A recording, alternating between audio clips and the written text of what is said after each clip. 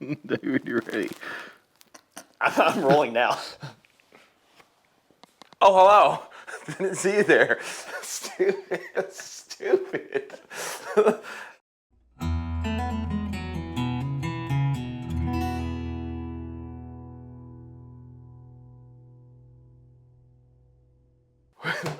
Welcome back to the 3,000-year-old guitar build episode number 3.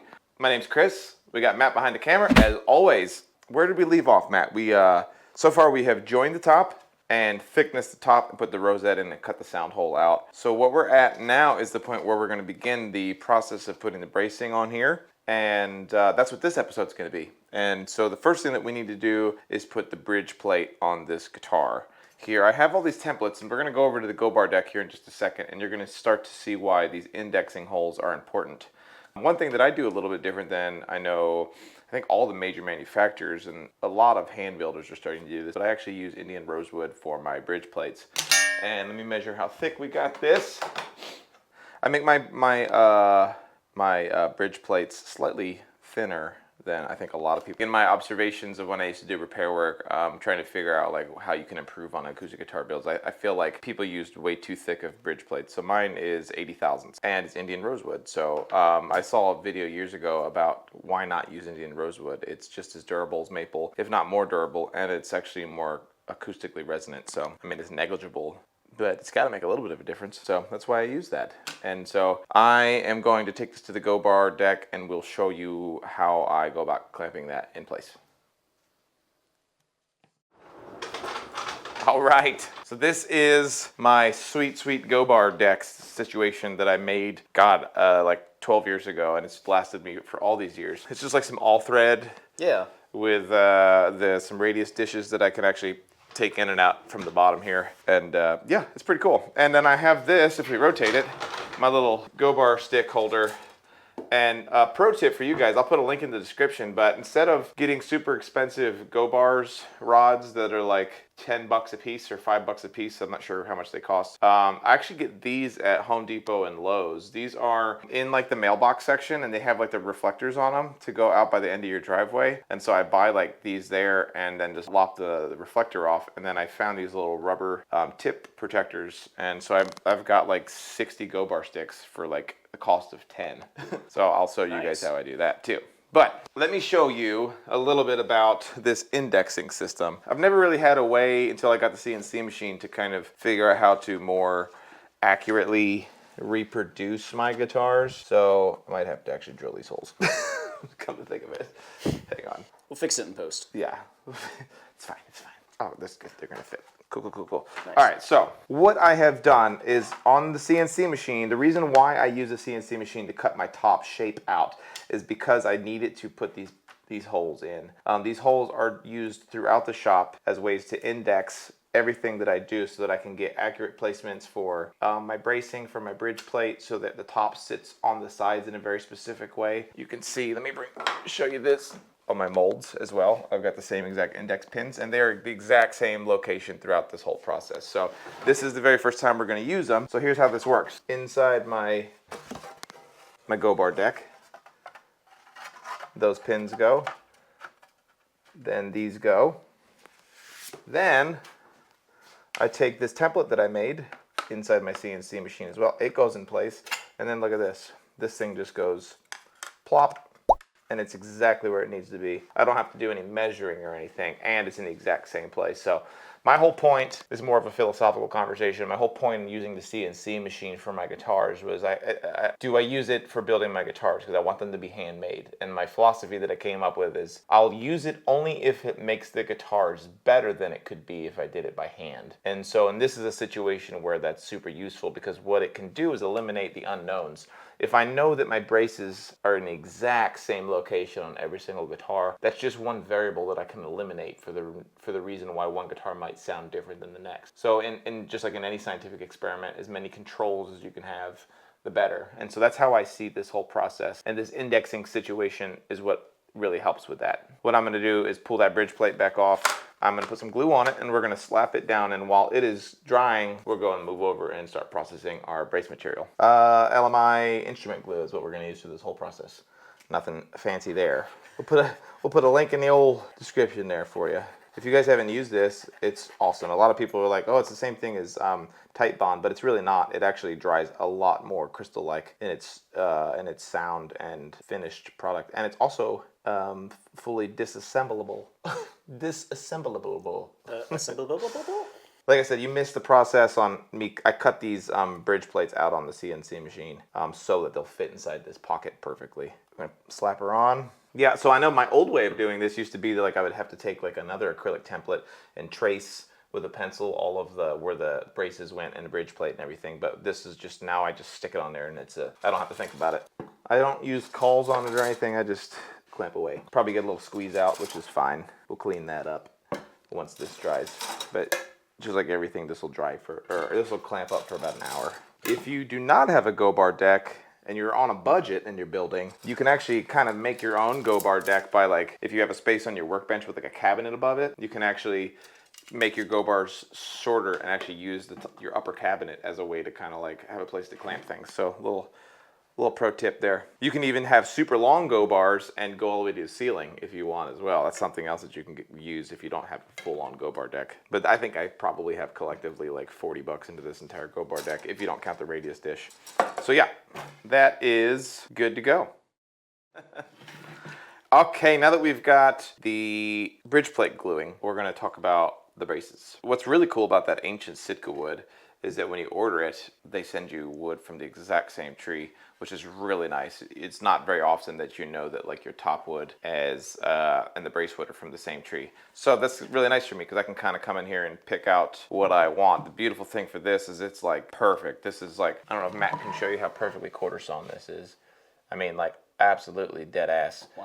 And it has no run out. We'll dumb it down for just a second for some people that maybe don't know, which is also perfectly fine. We all got to learn somewhere, is that quarter sawn is how the grain is running through this. It is perfectly perpendicular with the direction of the wood. And in this particular case, it's almost, I mean, it's probably like a 93-degree angle. And then run out is the term used for how does that grain run in relation to the length of the board? Is it running kind of some of it actually running out of the board, or does it run perfectly the length of it? So that's why a lot of these boards are actually hand split so that you get no run out. And you can see if you were to follow one grain line, it runs absolutely parallel with the length of the wood. It's not often I get this perfect of a piece of wood. So we're going to use this piece to do my X braces, to do fan braces, my tone bars, and my transverse brace.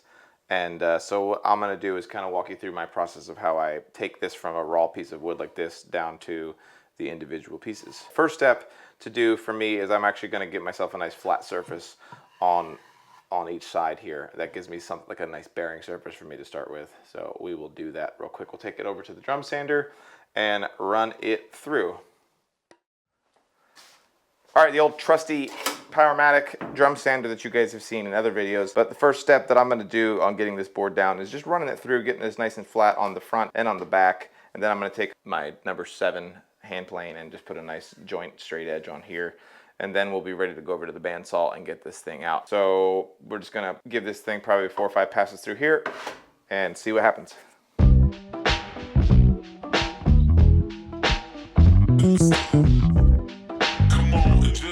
Right.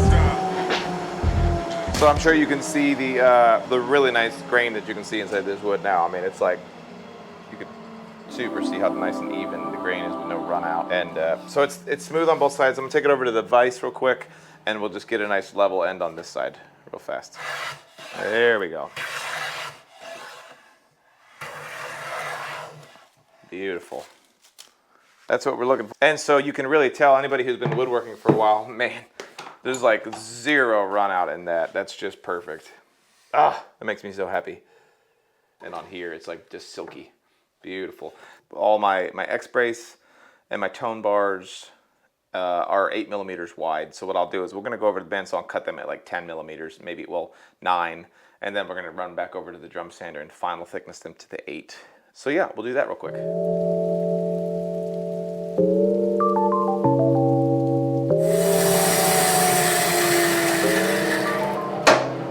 All right, so You can see we've got 3 pieces. The reason you kind of maybe saw me stop for a second is we're trying to just make sure that I'm not wasting any wood. Once again, this is that ancient Sitka, so I want to be really careful that I don't waste too much of it. So these 2 will be X braces. This right here will be my tone bars, and then this will be my fan braces. So I'm going to do these 2 at these 3 at 8 millimeters, and then this one is going to be a 6 millimeter piece. So we'll run over there and do that real fast.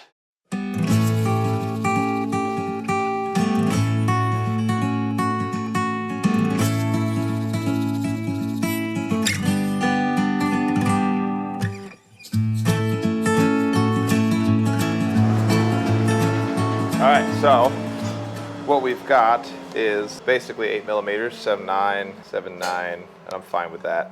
And then this fan brace one's gonna be right around 6. Yeah, right on the dinger there, 6 millimeters. So those are processed. I wanna check the thickness of these. So I do 8 millimeters wide on my main braces, and then the tallest braces are at 1/2 inch, which is like 12.1 millimeters.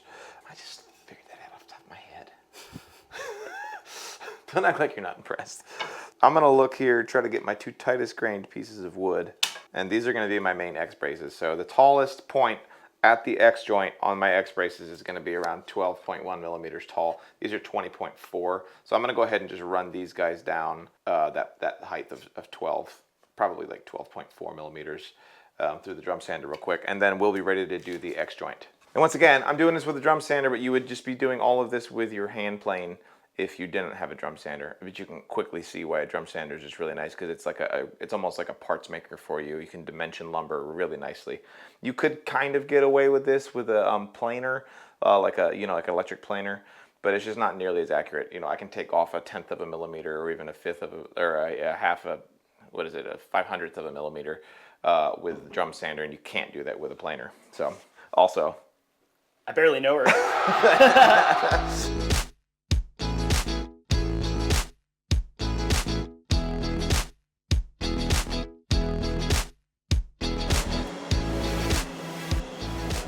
It occurred to me while I was running these through is that Will, who's getting this guitar, is a full-time working musician. And so I'm going to make this guitar a little bit beefier than my last ancient Sitka guitar. So I actually took these ones to 13 millimeters, 13.3 to be exact. Okay, so I'll show you guys in the next episode how and why I did not take these down to their final height this way. But what I want to do now is to wrap up this video is to show you guys how I go about joining these in the right place and how I go about creating a proper and really efficient X joint on this. Very similar to the acrylic template that we used for the bridge plate location, I have made another one of those for my brace locations for these grand sessions. I also have one for the back strap. I have one for the back bracing. And once again, this is one of those epiphany moments that I had after owning my CNC machine for about a year, where I went, oh my God, here's how I can use the CNC machine to make a better acoustic guitar while still maintaining the handmade quality to it. So the way that this works is I basically lined this up on the go-bar deck, put it on the indexing pins, putting the top underneath it, and then I can actually just slap these braces in the places that they need to go, which is super useful. You would be able to use the same technique if you are not using this full-on acrylic template. You could use, if this was just your blueprints, you could also create your X brace this way. So the first thing that I'm going to do is grab a pencil and we are going to cut these short enough that they'll actually fit inside these slots all the way. I'll do that real fast. Let's cut this off. Gotta love the Japanese saw. Yep, fits really nicely in there. And this one fits really nicely in there. Let me get a pencil that's a little sharper than this, and I will show you how I do this and why it works so well. A X brace, you want it to be as strong as possible, but also be as lightweight as possible. So getting this joint super strong is incredibly important to maximizing the use of using an X brace. Stay right there, Matt. I don't want to get into too much of a pissing match, but this is an old 1988 D18 Martin.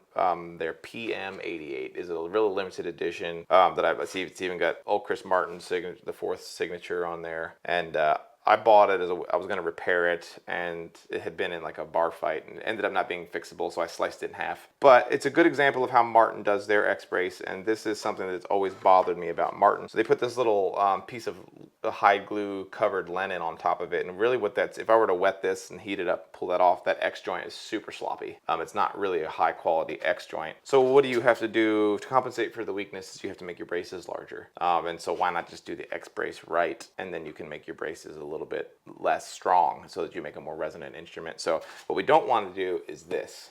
Obviously you can, it works. But if you can do better, let's do better. I actually sharpen my pencil.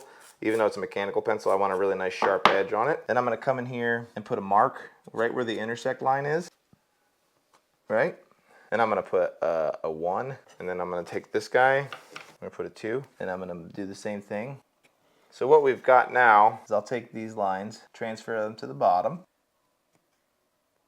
Same thing here. I'm gonna transfer these to the other side because one of them is gonna be cut on the top and one's gonna be cut on the bottom. I'm gonna take that, transfer it to this side. I don't know if you guys are smelling what I'm stepping in quite yet. Then what we're gonna do is put these side by side, line up the marks. This is kind of like a do it once kind of a thing. There we go. And the marks that I lined up were the inside ones. This one, these marks and those marks, I lined those up to get them right. Correct? Yep. Everybody's following along at home? The next thing that I'm gonna do is I'm gonna take my micrometer. We're at 13.3. Half of that is 6.5 plus 6.6. So we're gonna get to the halfway mark. To confirm it's halfway, we'll just do it down here. Yep, perfect. I'm gonna come over here. Halfway mark. Transfer that line, right? I'm gonna make sure that I get these ones down too. And then what we're gonna do is we're gonna go over to the vise. So what we're gonna do is I'm gonna remove this material. I'm gonna cut this out, cut this out, I'm gonna cut that out, cut this out. But we're gonna do it at the same time. You wanna take your time here, just get it right.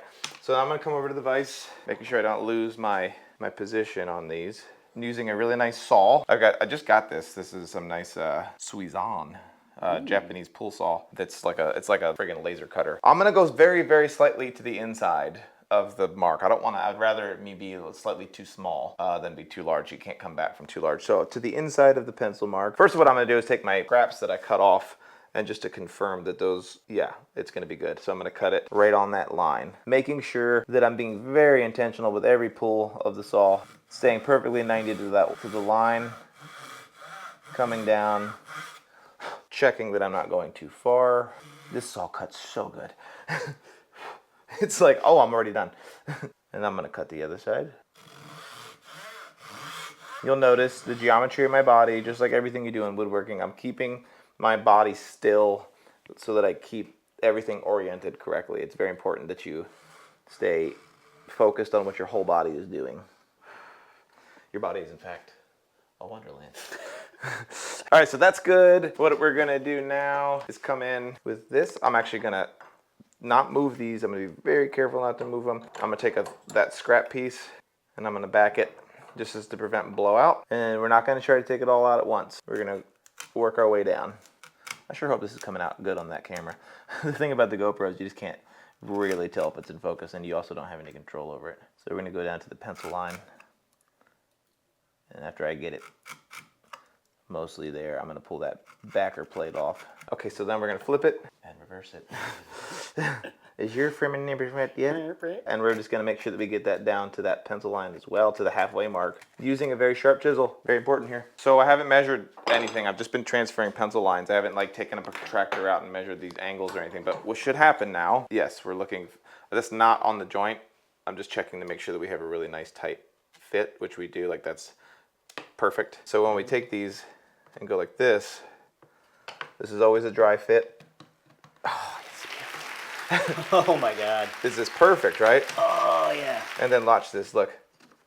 It dropped in absolutely perfect. Without any stress. I don't want to have to force this in. I don't want there to be built up tension in here. I want it to be relaxed. The more tension you add into the guitar, the tighter it's gonna physically sound. So that's something really important to think of as you're building your guitar, is to keep any tensions out of it as possible. With no glue on it, you can see how good that X joint is. There's no gaps inside here or in there. Glued up, it'll fit in there just absolutely beautifully. I'm so glad that worked out on camera.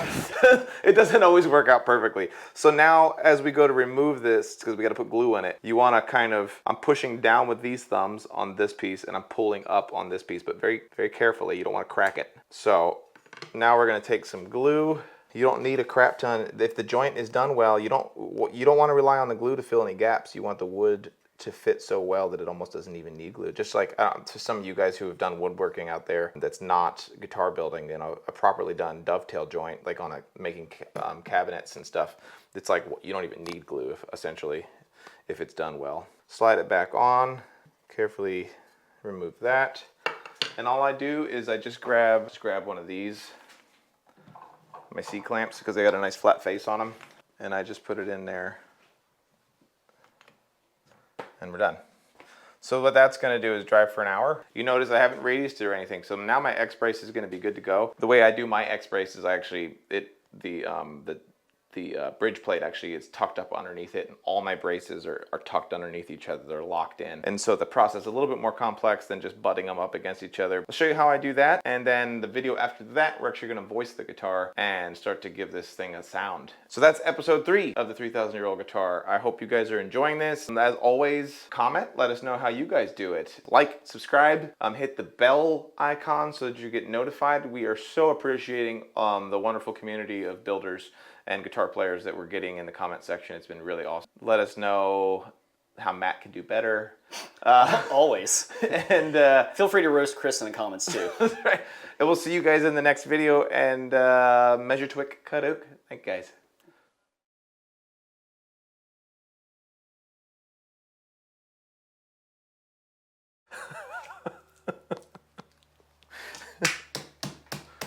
This is why we have wooden mallets in the shop, for smushing our push pops.